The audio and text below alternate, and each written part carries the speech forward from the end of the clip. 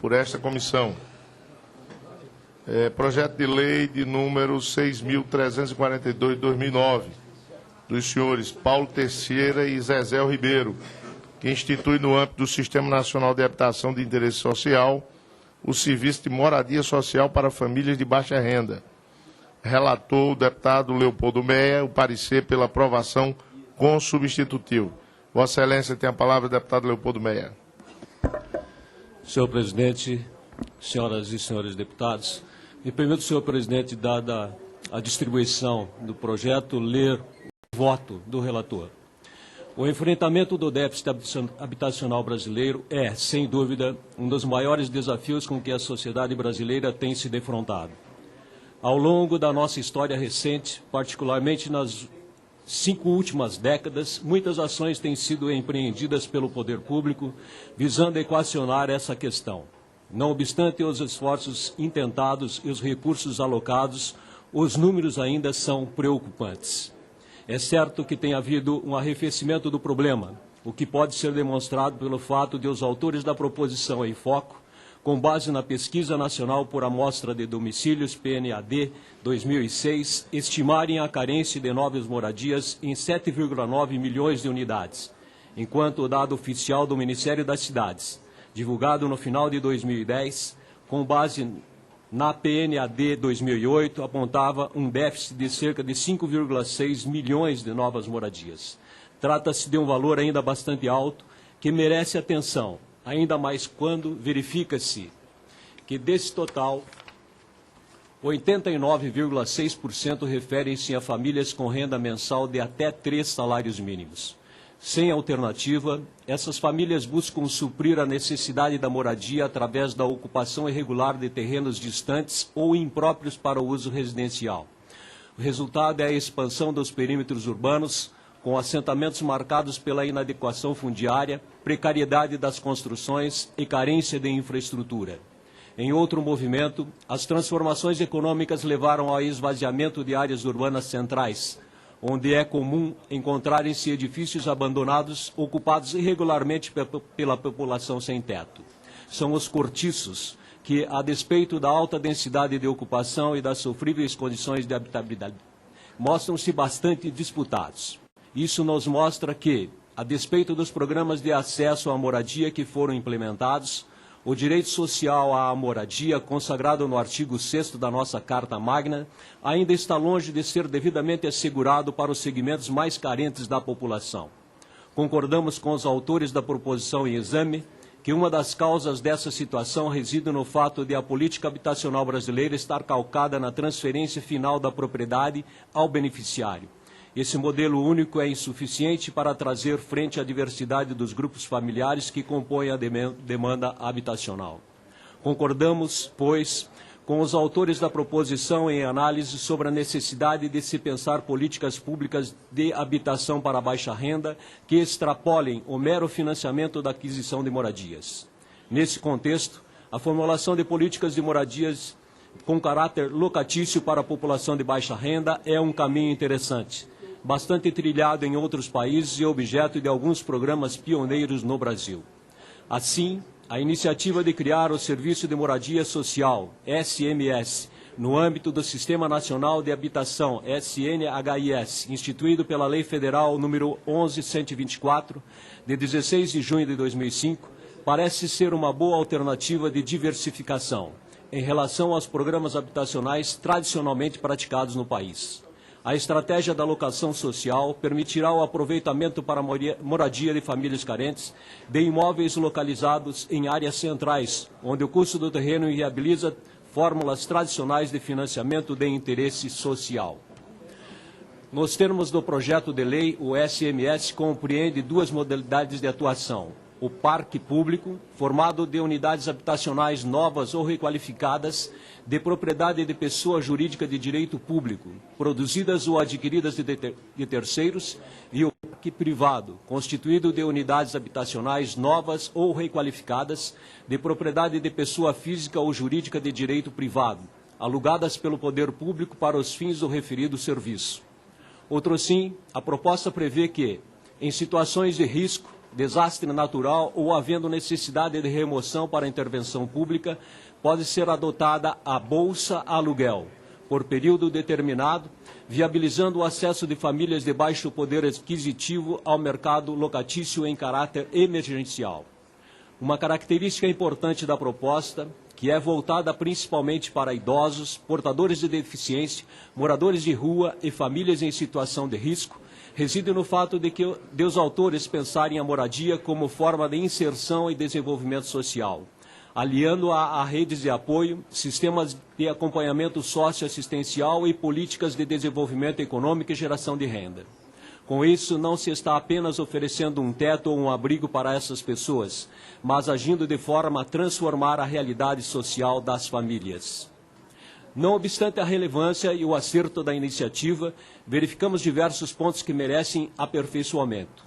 No que tange ao mérito, causa estranheza o fato de a constituição de fóruns, junto aos Conselhos Estaduais e Municipais de Habitação, para acompanhamento, monitoramento e resolução de conflitos oriundos da gestão do SMS ser, ao mesmo tempo, uma diretriz, artigo 5º, inciso 6º, e uma imposição relativa à gestão do serviço, artigos 15, inciso 3º, 16, inciso 3º, 17, inciso 4º. Ora, quer nos parecer que há um problema conceitual nesse ponto, pois uma diretriz é apenas uma linha reguladora de um traçado, de um caminho, algo que simplesmente nos aponta a direção a seguir. Assim, mais correto seria indicar a ação compartilhada como diretriz norteadora da implementação do serviço e a constituição de fóruns como o comando pelo qual essa diretriz será posta em prática.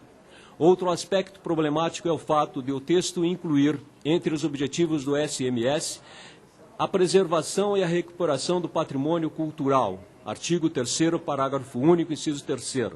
Ora, nos termos do artigo 216 da Constituição Federal, patrimônio cultural inclui as formas de expressão, os modos de criar, fazer e viver, as criações científicas, artísticas e tecnológicas, entre outras manifestações. Parece pouco viável que um serviço de acesso à moradia para baixa renda tenha como objetivo a preservação e a recuperação do patrimônio cultural como um todo, ficando mais exequível fazer referência ao patrimônio cultural arquitetônico, histórico e paisagístico. Questionamos também o parágrafo 3º do artigo 10, onde está fixado que a duração do benefício da Bolsa Aluguel dependerá das políticas a ele atreladas. Trata-se de uma redação muito genérica. Que políticas seriam a ele atreladas? Quem vai definir quais são? No caso de o benefício estar vinculado a mais de uma política social, qual delas vai determinar a duração do pagamento da Bolsa Aluguel? Se não temos, de pronto, resposta para tais questões, melhor seria remeter a definição para o regulamento. A propósito da necessidade de regulamento, gostaria de nos reportar ao artigo 18 que atribui ao Poder Executivo a tarefa de disciplinar o SMS, apontando o conteúdo mínimo a ser abrangido. Embora a fórmula seja comum em projetos de lei, ela pode ser questionada, com base na independência dos poderes da República. Para evitar problemas, pensamos que seria recomendável apenas mencionar a necessidade de regulamento para definir os pontos indicados. Um desses pontos, deixados para a regulamentação, refere-se a fundo específico para garantir a qualidade e a continuidade do SMS, no caso de incapacidade de pagamento e inadimplência dos beneficiários. O texto do projeto de lei não institui formalmente esse fundo, mencionando apenas que a garantia do direito à moradia por meio de acesso ao fundo específico do SMS a ser regulamentado é um dos princípios que devem reger o serviço. Há dúvidas sobre a possibilidade de se tratar, via decreto, de um fundo que não foi instituído no texto da lei. Entretanto, como a proposta deve passar pela CFT e pela CCJC, entendemos que tais assuntos serão melhor dissecados por essas comissões, a quem compete a análise do mérito quanto à questão financeira e quanto à constitucionalidade e juridicidade. Dúvidas também param sobre os dispositivos que facultam à União a realização de atos que já são de sua competência e para os quais ela não necessita de autorização legislativa, como acontece com o artigo 8º, parágrafo 1º, e o artigo 9º, parágrafo 2º. Novamente, por força da competência regimental, consideramos que tais dispositivos devem ser examinados pela CCJC e que há de julgar a juridicidade da matéria. Além do mérito, há inúmeros aspectos relacionados à técnica legislativa que também merecem reparo. Alguém poderia argumentar que a avaliação de técnica legislativa não se insere no rol das competências desta comissão, no que estaria correto, pois esse exame faz parte das atribuições da CCJC. Não obstante, visto que os lapsos são evidentes, nada nos impede de corrigi-los logo, até porque a correção pode, em algumas situações, melhorar o entendimento do mérito da questão. É o caso, por exemplo, do artigo 1º, que tem um parágrafo único mencionando o objetivo da universalização do acesso à moradia, sem que fique clara a conexão desse ponto com a instituição do SMS, mencionada no caput do dispositivo. Outro item a ser reparado é a própria forma de designação do serviço a ser criado. Como regra, o texto legal proposto utiliza a denominação Serviço de Moradia Social. Por extenso, enquanto no artigo 6º, parágrafo 2º e nos artigos 12 a 18, utiliza-se a sigla SMS.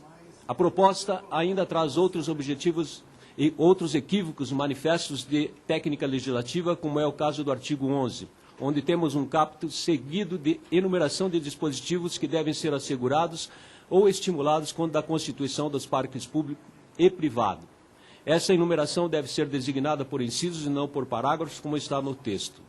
Por último, quanto à cláusula de vigência, devemos nos reportar ao artigo 8º da Lei Complementar número 95, de 26 de fevereiro de 1998, que dispõe, entre outras providências, sobre a elaboração, a redação, a alteração e a consolidação das leis, conforme determina o parágrafo 1 do artigo 59 da Constituição Federal. O referido dispositivo estabelece que a vigência da lei será indicada de forma expressa e de modo a contemplar prazo razoável para que dela se tenha amplo conhecimento, reservada a cláusula, entra em vigor na data de sua publicação, para as leis de pequena repercussão, o que não é o caso da presente proposta. Assim, faz-se necessário um ajuste e entendemos que seria necessário um mínimo de 60 dias para dar cumprimento à citada lei complementar. Diante do exposto, naquilo que compete a esta comissão analisar, somos pela aprovação do projeto de lei número 6.342 de 2009, na forma do substitutivo que oferecemos anexo. Senhor presidente, eu queria... Obrigado, deputado Leopoldo Mé. Em discussão, com a palavra, o deputado William Dipp. Eu queria pedir vistas a esse projeto. Acho que o relator está muito bom, mas eu volto a dizer que um dos dramas sociais desse país é a questão habitacional. E eu não vi, eu queria dar uma estudada melhor, na questão de... Porque aqui tem